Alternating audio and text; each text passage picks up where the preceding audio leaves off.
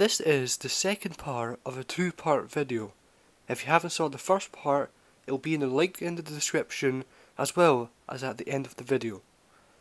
Also, I will be trying a tiny bit of a different format with this one. Instead of me playing a random clip from the thing, I will use that as the background as I try to do some green screen technology, even though I don't have a green screen. I'll see how it is. Enjoy.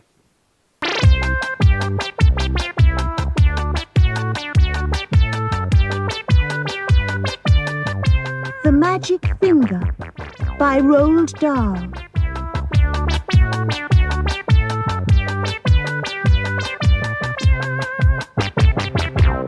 In 1962, Roald Dahl had started writing on the magic finger.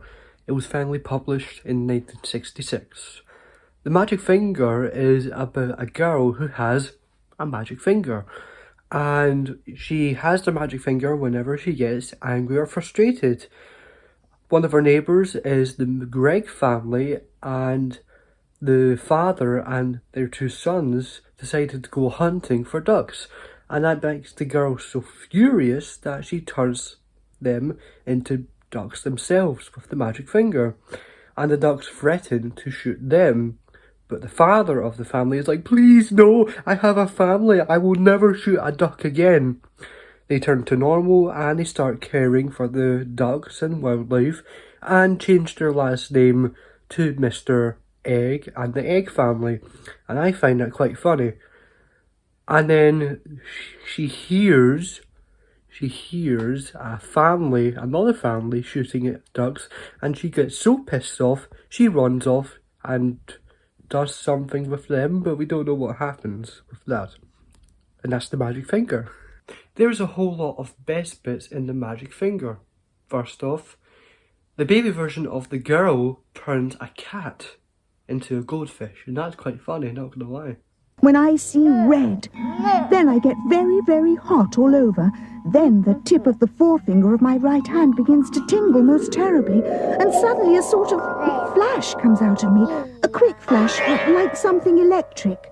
It jumps out and touches the person who has made me cross. And after that, the magic finger is upon him or her, and things begin to happen. Secondly, the family realise that they're ducks, and it's really funny to see the dad's reaction. That's funny. Where's my hand? He lay still, wondering what was up. Maybe he had hurt his hand in some way. He tried the other hand. That wouldn't come out either. He sat up. Then, for the first time, he saw what he looked like. He gave a yell and jumped out of bed.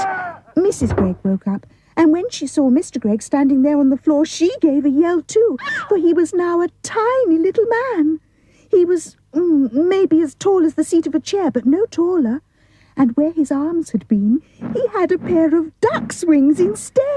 That's the Magic Finger. It's a good read, and it's also a really good film in the collection, and I find it quite funny as well. So, let's move on.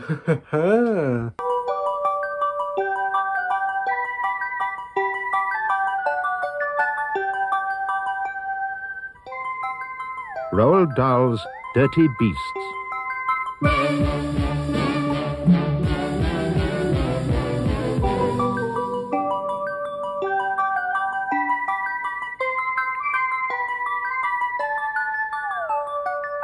Dirty Beasts was created in 1983 and was published in 1984. It was actually intended as a sequel to Revolting Rhymes, link in the description if you want to see that in the end of the video as well. Sorry. And it's about 9 unsuspecting animals, and Roald Dahl somehow turns them into very, very, very grotesque, let's just say. Some of these are really funny and some of these are really weird, and I love it for it. And I'll get to that, to the best bits. The best bits are the pig. In the pig storyline, it's a genius pig who learns out that his only purpose is to be killed and used for eating. So he kills and eats his owner instead. and Piggy, with a mighty roar, bashes the farmer to the floor. Now comes the rather grisly bit, so let's not make too much of it, except that you must understand that Piggy did eat Farmer Bland. He ate him up from head to toe, chewing the pieces nice and slow. It took an hour to reach the feet, because there was so much to eat. And when he'd finished, Pig, of course, felt absolutely no remorse.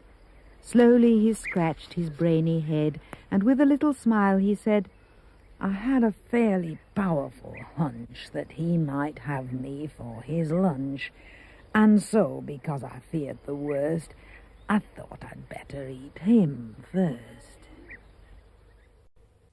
Also, the lion actually threatens the waiter, who is the narrator of the story, and the lion, if I remember rightly, says, "The meat that I'm going to chew is neither steak or stew. It's you." The meat I am about to chew is neither steak nor chops. It's you.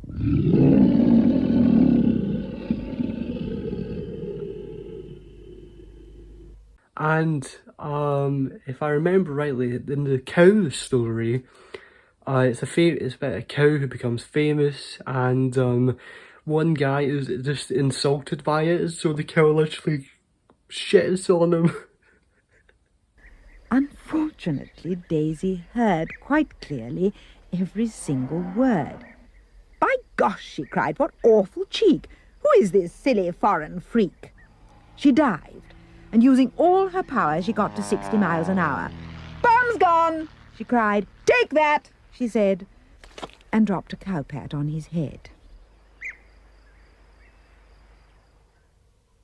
So yeah, Dirty Beasts is a really interesting thing, both the movie and the book, and I would highly recommend watching for Enchanting Stories, because it's really, really funny, most of these, and it's free on YouTube. I'll put that in the description as well, and that's about all. Hi all, thank you all for watching this lovely video of mine. I know it's my first ever two-part video, and if anyone who watched the two parts, then thank you, and if you watched any of the videos that I watched, thank you. If you want to give this video a like, you can. If you want to subscribe, you can as well, I don't mind. And that's really about all. Thank you all so much, and I will see you all next time. Have a good day. Cheerio.